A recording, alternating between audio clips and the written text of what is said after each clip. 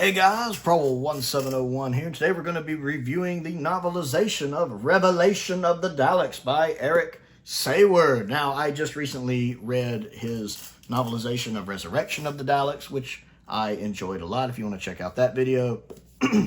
Both books were sent to me recently by one of my subscribers, who's also one of my patrons, Simon. Simon has been a huge supporter of the channel. I really appreciate everything he's sent, everything he's done.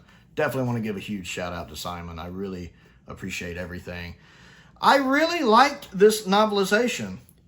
Whereas the Resurrection novelization sticks pretty close to the story for the most part, Revelation deviates a little more. There are scenes that are fleshed out, written out more, entirely new scenes added, scenes that are completely changed.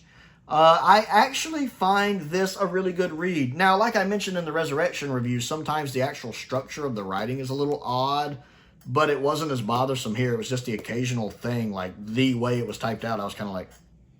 But it was a much minor thing than it was in Resurrection. Maybe it's just me adjusting to the style. But I liked how fleshed out some of the scenes were.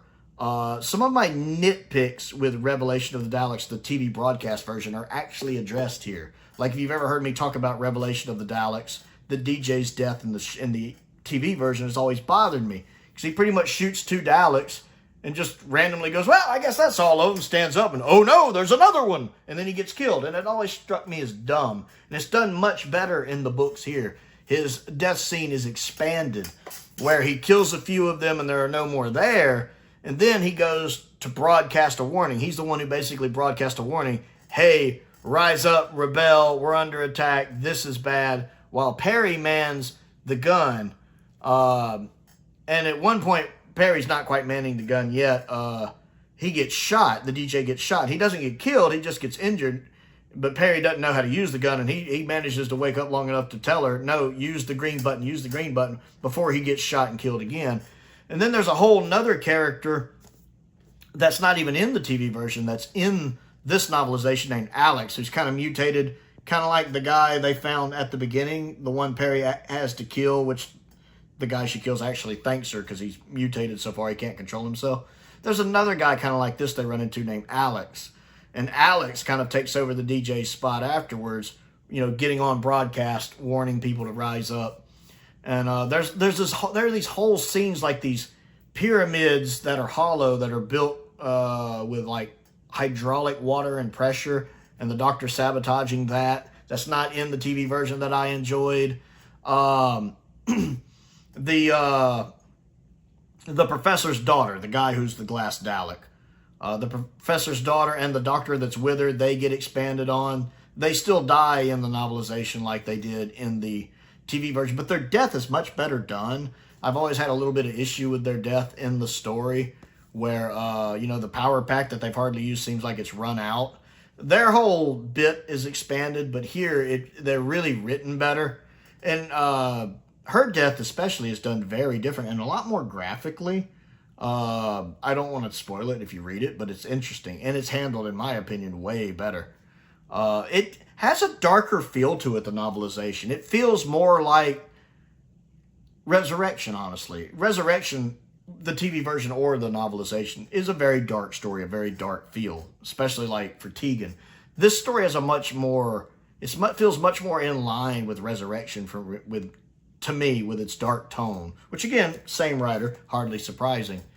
A couple of the characters feel different, like the two guys that work for the funeral service that end up calling in the other Daleks. One of them's actually written as a pretty dark character, the one that likes interrogating people. He's written as a not so nice character, which I don't know if that fully comes across in the TV version. He's written as much darker in the book. The other one, not so much, but that one, yeah. And then some of the ways, like Bostock, Orsini's Squire, is written slightly differently. But again, with the novelization, you can kind of get in characters' thoughts. So it's interesting sometimes when Orsini will be like, I have an idea we should do this. And Bostock's like, oh dear. Oh, Lord, he's going to try this. Oh, this will be tricky.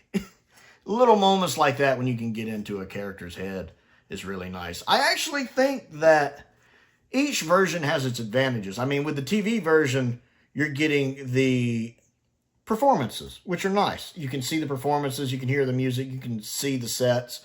Whereas the novelization, I feel like it fleshes the story out more. Also, Ellen Brahms, or whatever her name is that her name? I can never remember her name. But the woman who runs the plant and her assistant's written very differently. Her assistant's written as much more shrewd and callous. Whereas, you know, in the TV version, he's just a bit of a flamboyant assistant who pauses for 10 seconds before he falls over when getting shot. He's written very differently in the book as well. There's definitely more of an edge to him, which is interesting. Very interesting. I definitely think the actual story is fleshed out better in the book. I would say the book is a better read. But with the TV version, you do get the performances. So it depends on what you're going for. I do wish that some of the things that happened in the book, some of the way the scenes were done, had been executed in the story. It would have made the story flow better, and some of my nitpicks wouldn't be there from the TV version. So that's my thoughts on the novelization of Revelation of the Daleks. Have you read it? Are you going to read it? What do you think of it? What do you think of the TV version? Comment down below and let me know. I do say the book is different enough to warrant a read, in my opinion. Don't forget to click the like button and the subscribe button. I also have a Patreon if you would like to support me on that. There is a link to that down in the description below. I want to give a shout out to some of my top tier patrons, Finn Perkins, Colin Coney, Sam Venning, and Unknown289. I appreciate their support, as I do the support of all of my patrons and YouTube members. All the other fun stuff, links to the Amazon wish list are down in the description. Links to the Amazon UK wish list, the P.O. Box, all that fun stuff as well. Most importantly, thank you for watching.